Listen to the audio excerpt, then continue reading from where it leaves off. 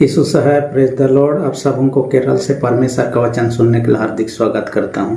कोई भी धर्म में क्यों ना हो, हर एक के मन में कभी ना कभी ये सवाल आता हो, आनंद जीवन पाने के लिए मुझे क्या करना चाहिए या आनंद जीवन कैसे प्राप्त किया जा सकता है। हालांकि कईयों के पास में इसका आंसर है, परंतु कई लोग अब भी खोज कर रहे हैं और नाना तरह के विभिन्न प्रकार के काम करते हैं ताकि मुझे आनंद जीवन या स्वर्ग का राज्य प्राप्त हो सके। कई लोग डेली धर्म कर्म का काम में दिन से रात तक लगे रहते हैं। कई लोग दान धर्म करके, कई लोग डेली का पूजा उपासना गिरजा आराधना करके, लेकिन मनुष्य अपने काम के द्वारा परमेश्वर का राज आनंद जीवन को प्राप्त नहीं कर सकता है। ये ईश्वर का दान है, ईश्वर का अनुग्रह से संभव है। आज के वचन लूका 10 अध्याय का 23 से 37 पद में ऐसी बातों का हम देखने पाते हैं। एक व्यवस्थापक को, व्यवस्थापक मतलब शास्त्री होता है, और शास्त्री लोग शास्त्र का ज्ञान रखते थे, शिक्षा देते थे, खुद पालन करते थे, दूसरों को पालन करवाते थे, इसलिए ये लोग विद्वान कहे जाते थे। और ये व्यक्ति यीशु के पास आता है, दूसरे लोगों के साथ यीशु बातचीत करते रहता है, खासकर चेलों से कहते रहता है कि इस दिन को जो आज तुम देख रहे हो, देखने के लिए कई राजा लोग, पंडित लोग, विद्वान लोग, भविष्यवक्ता लोग उम्मीद कर रहे थे लेकिन नहीं देख पाए, लेकिन तुम लोग धन्य हो कि आज का दिन को देख रहे हो। यानी कि यीशु को देखने के लिए कई साल, 1000 दिनों से लोग इंतजार कर रहे थे, लेकिन उसको देख नहीं पाए। उस दिन को इंतजार करते रह गए और पार हो गया। लेकिन चेले लोग कम से उनके साथ में थे, उनको धन्य कहता है। इसी के क्रम में यह व्यवस्थापक या शास्त्री ये सवाल पूछता है, आनंद जीवन पाने के लिए मैं क्या करूं या क्या करना चाहिए। यीशु उसको खुद पूछता है, व्यवस्था में क्या लिखा है। यानी कि व्यवस्था की सबसे बड़ी आज्ञा, आप देखिएगा 2 आज्ञाओं की चर्चा पाते हैं। मत्ती 22 अध्याय 37 और 39 में भी आप इसको पाएंगे। परमेश्वर से प्रेम रखना और पड़ोसी से अपने समान प्रेम रखना, व्यवस्था का सबसे बड़ी आज्ञा, बाइबल का सबसे बड़ी आज्ञा यही जवाब देता है। लूका 10 का 27 में हम देखने पाते हैं, ये शास्त्री या व्यवस्थापक ने ये जवाब दिया, परमेश्वर से प्रेम के बारे में कहता है और पड़ोसी से प्रेम के बारे में कहता है। दूसरा सवाल ये भी पूछता है कि मेरा पड़ोसी कौन है। इसी के क्रम में यीशु मसीह एक दृष्टांत के माध्यम से उसको समझाने का प्रयत्न करते हैं, जो एक भले या दयालु या नेक सामरी, जिसे अंग्रेजी में गुड समरिटन कहा जाता है। और ये गुड समरिटन जो शब्द है और ये दृष्टांत है, ये बाइबल से लिया हुआ वर्तमान में काफ़ी ज़्यादा प्रचलित है। आप देखिए कई सारे प्रोजेक्ट सरकारी लेवल पर भी, गैर सरकारी लेवल पर भी गुड समरिटन प्रोजेक्ट सब चल रहा है, हॉस्पिटल सब चल रहा है, स्कूल सब चल रहा है। कई सारे जो भले काम इसके माध्यम से किया जाता है, इसके लिए इस प्रकार के नामकरण। हम लोग जब छोटे थे, स्कूल का पाठ्यक्रम में भी ये कहानी सम्मिलित था। वर्तमान में वो नहीं है, जो भी है, परंतु आज का जब वचन देखते हैं, उस व्यवस्थापक का जो सवाल था उसी को मैंने हेडिंग रख दिया, शीर्षक रख दिया, आनंद जीवन पाने के लिए क्या करें। आपके मेरे सामने भी ये सवाल है, हमें क्या करना है आनंद जीवन पाने के लिए। मैंने साफ साफ कहा दिया, इसका आंसर में यीशु मसीह जी दृष्टांत दिया है, वो आंसर हो सकता है भले या नेक सामरी बनकर। यानी कि वो सामरी ने जो किया आज का दृष्टांत में, उसी प्रकार का काम करके। सामरी ने क्या किया, ये एक व्यक्ति यरूशलेम से एरियो जा रहा था, डाकुओं ने से मार कर बेहोश छोड़ दिया, उस रास्ते से जा गया, देखकर वो चला गया, ले भी गया, वो भी देखकर चला गया, मदद नहीं किया।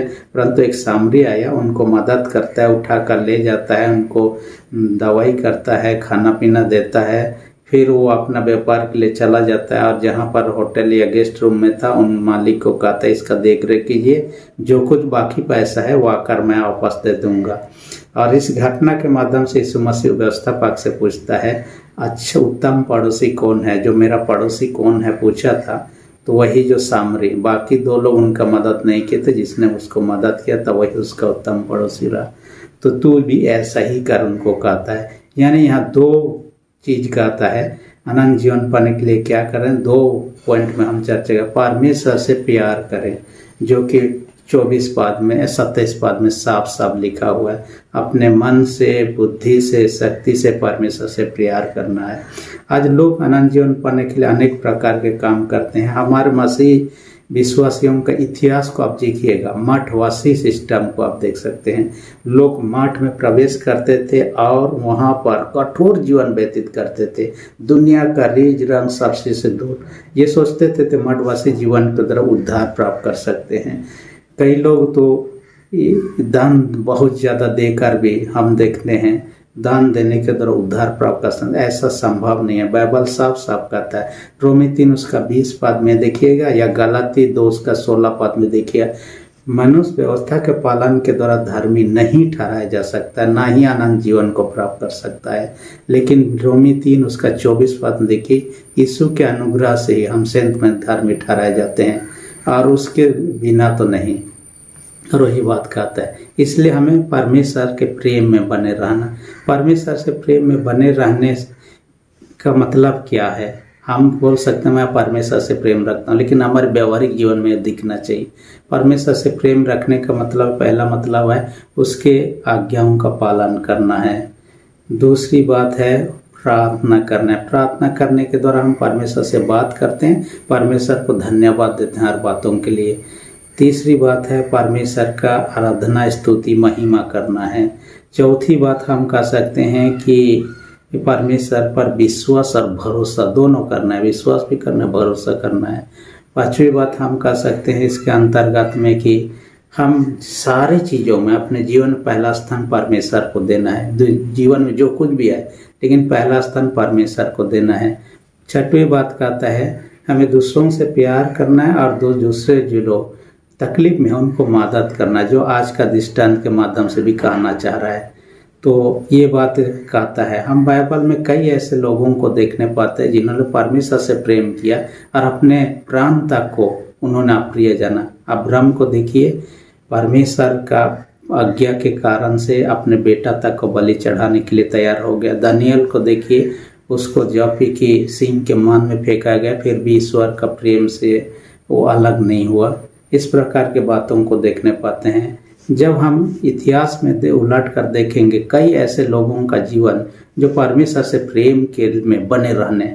एक था संत फ्रांसिस असीसी करके, ये कलीसिया इतिहास में इस व्यक्ति का चर्चा हमें मिलता है। ये व्यक्ति बहुत धनी था, लेकिन धनवान के होने के कारण से परमेश्वर का प्रेम से कहीं मुझे धन दौलत अलग न कर दे, इसलिए सारे धन दौलत को लोगों में, गरीबों को मदद करने में उन्होंने दे दिया और लोग दूसरों के खासकर गरीबों और जो असहाय लोगों का मदद करने में लग गया। उसी प्रकार का आप देखिए मदर टेरेसा का जीवन हमारे देश की नहीं थी, दूसरे देश की थी। अपने परिवार को छोड़ा, अपने देश को छोड़ा, हमारे देश में आए ऐसे लोगों को जिनका बेसहारा थे, उनको लोगों को उठाकर उनका सेवकाई किया और जीवन भर सेवा में अपना जीवन व्यतीत किया। इसलिए उसको नोबेल प्राइज भी उसको प्राप्त हुआ, जो भी रहा। लेकिन इन्होंने समझा कि दूसरों के सेवा में ही ईश्वर के प्रति अपना प्रेम को उन्होंने प्रकट किया, जो कि यीशु मसीह ने भी खुद कहा, यदि कोई अपने भाई से प्यार नहीं रखता, परमेश्वर से प्यार नहीं रख सकता, क्योंकि जिससे उसने देखा उसको प्यार नहीं करता है तो परमेश्वर से क्या प्यार करेगा।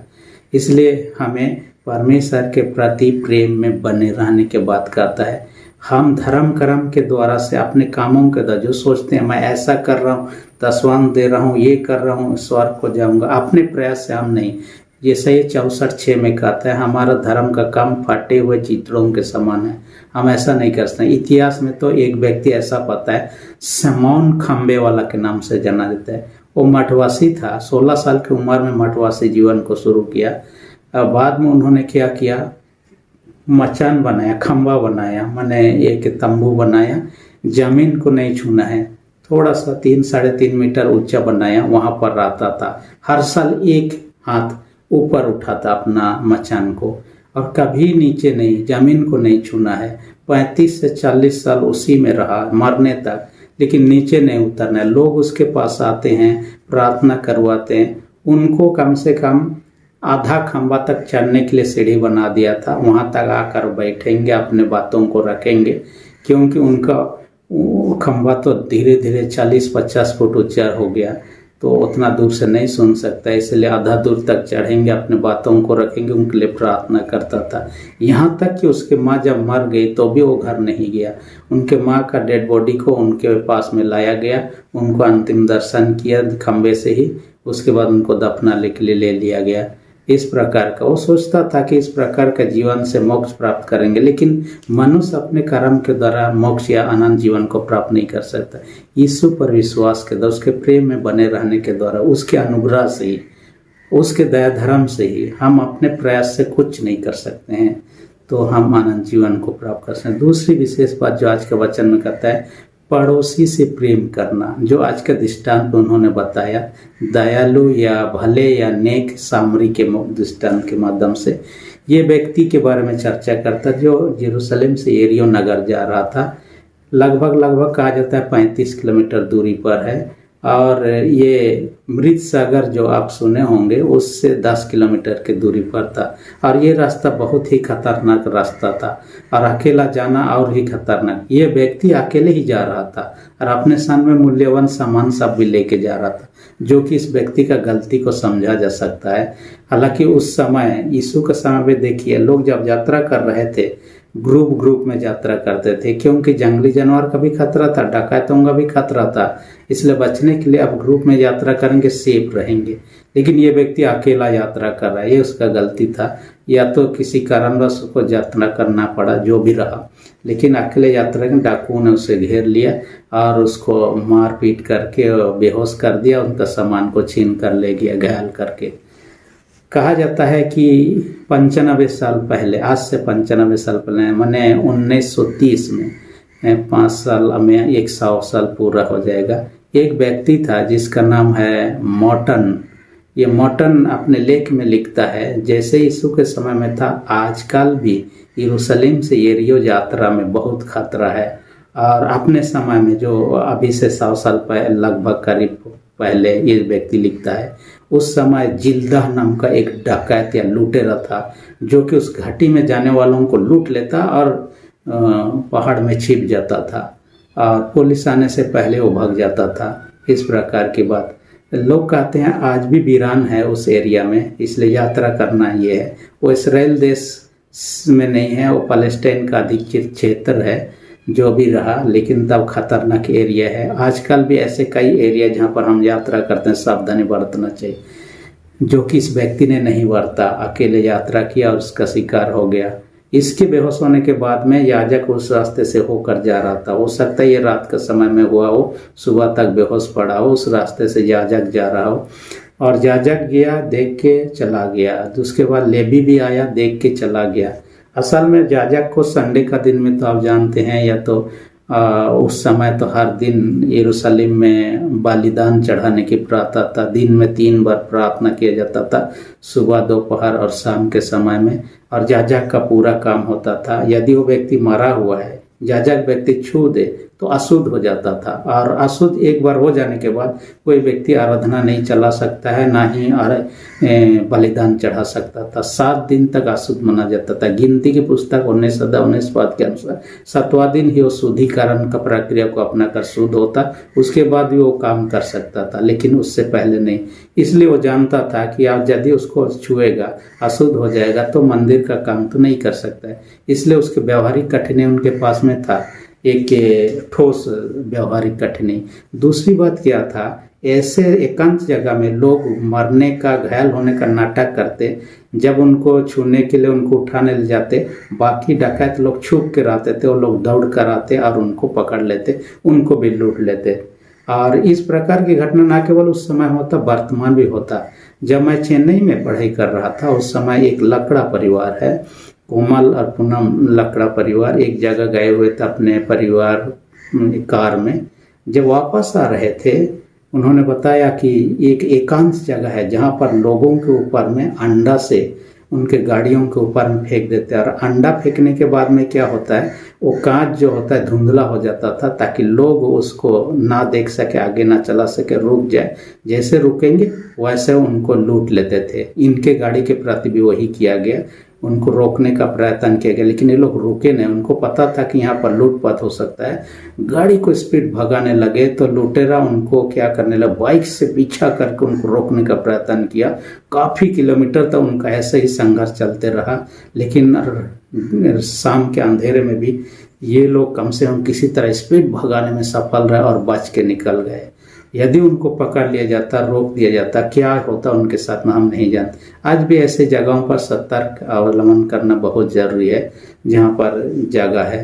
तो इन्होंने यही किया। लेवी भी क्या करते थे, ये लोग मंदिर का सेवकई में ही थे, जो कि उनके गोतर को ही इस सेवकई का काम में मिला था, इसलिए दोनों ही के पास व्यवहारिक कठिनाई था।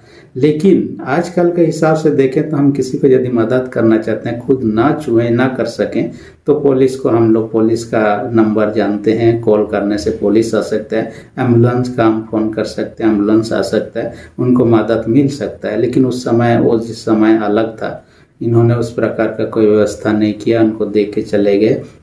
लेकिन एक सामरी आता है और सामरी लोगों के साथ यहूदी, क्योंकि ये घायल व्यक्ति यहूदी था और सामरी व्यक्ति और यहूदियों में नहीं बनता था, एक दूसरे के कट्टर दुश्मन थे। सामरी लोगों के हाथ से ना खाना खाते ना पानी पीते थे। लेकिन यीशु मसीह को देखिए, सामरी स्त्री से बात करते हुए उन्होंने जातीयता का भेदभाव को दूर करने का कोशिश किया। हालांकि यहाँ पर ये सामरी भी वही किया, उन्होंने भेदभाव नहीं किया, उसको उठाया लिया और उनको दवा दारू जो कुछ करना है, परम पट्टी लगाना, सब कुछ किया, उनको खिलाया। उसके बाद में वो दूसरा दिन व्यापारी था, इसलिए व्यापार के सिलसिले में चला गया जहाँ गेस्ट रूम था, होटल था जिसमें वो लोग ठहरे हुए थे। उनको कहा दिया, इनका सेवा दिए, मैं आने के बाद में बाकी पैसा दे दूंगा। यानी कि वो पैसा खर्चा करने तैयार, जो भी कि उनका कोई रिश्तेदार नहीं है, फिर भी उतना देखिए उसके प्रति कितना दया दिखाया।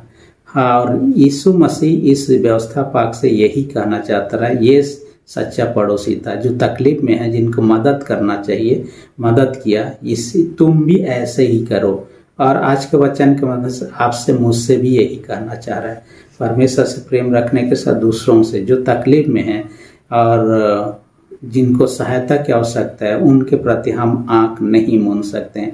वर्तमान में आप देखिएगा, आजकल पंजाब में और दूसरे जगह में बाढ़ आया है और बाढ़ के कारण से लोग, उनका घर द्वार सब चीज़ बहने लगा। मैं तो देख रहा था कई पशु लोग भी बहते हुए अपने सीमा से दूसरे एरिया में पहुंच जा रहे हैं। तब वो लोगों का जीने खाने रहने क्या हो सकता है। कई लोग उनको मदद के लिए आ गए, ना केवल उनको अपना बिरादरी के लोग, गुरुद्वारे के लोग तो उनको खिला ही रहे हैं, कई दूसरे लोग भी। यहाँ हम देख रहे थे कई चर्च के लोग भी उनको खाने पीने, ओढ़ने पहनने इत्यादि चीज़ों को मदद पहुंचाने में लगे हुए हैं। मैं देख रहा था कि फिल्म एक्टर एक्ट्रेस लोग भी अपना मदद, उसमें अक्षय कुमार का मैं देख रहा था, जिन्होंने 5 करोड़ रुपया उनके मदद के लिए दिया। एक व्यक्ति के बारे में मैं देख रहा था, जिस व्यक्ति ने पूरा गांव को, कितना गांव को गोद लिया हुआ व्यक्ति है। जो भी रहा, लेकिन उनके बारे में सोच रहा है, उनके भलाई के बारे में सोच रहा है, ये बड़ी बात है। इसलिए वहाँ पर ये नहीं देखा जाए वो किस बिरादरी का है, लेकिन परंतु वो यदि तकलीफ में है, लोगों को मदद करने की बात लोग आज सोच रहे हैं। हमें भी ये इस प्रकार की भावना में आना है, जो दूसरे तकलीफ में हैं उनको जो हमसे हो सकता है संभव है वैसे मदद करना चाहिए। और उसमें मैं देख रहा था कई लोग मदद में, फिल्म एक्टर, दूसरे लोग, उसमें सोनू सूद जो कि कोविड-19 के समय लोगों को मदद करता था, आज के समय भी वो खाने पीने, भोजन इत्यादि उनको पहुंचाने में, और 1 करोड़ रुपया उनको वहाँ सहयोग राशि के रूप में देने की बात मैंने देखा। जो भी रहा, दूसरों को मदद करने के बारे में एक अमेरिकन के बॉक्सर है जिसका नाम मोहम्मद अली, उन्होंने कहा दूसरों को मदद करना रेंट देने, जैसे रूम का हम रेंट देते हैं लोगों को, वैसा दूसरों को मदद करने हम परमेश्वर को रेंट देते हैं, जो इस दुनिया में हमें रहने का अवसर, जीने का अवसर दिया। इसलिए तो स्वर्ग राज में भी जाने के लिए हम चाहते हैं तो हमें दूसरों को मदद करना, जो पड़ोसी प्रेम है। व्यवस्था का सबसे बड़ी आज्ञा जो ईश्वर से प्रेम, पड़ोसी से प्रेम रखना ये है। आज तो हम अपने आप को इस व्यवस्था पे पाक के समान, मैं इतना धर्मी हूँ, इतना ये हूँ, और दूसरों से तुच्छ लगने लगते हैं, और वो सारी चीज़ इसके दिखावटी है। इसलिए इससे बचें, सच्चे प्रेम में बने रहें, ताकि ईश्वर का अनुग्रह से हम उस जीवन को प्राप्त करें जो परमेश्वर सबको देना चाहते हैं। परमेश्वर वचन सबों को अधिक आशीष दे, आमीन। हम प्रार्थना करें। सेनाओं के जीत पिता धन्यवाद देते हैं, आज के वचन का हमसे बातें किया, हर एक सुनने वाले छोटे बड़े सबों को स्वर्ग आशीष से भर दे।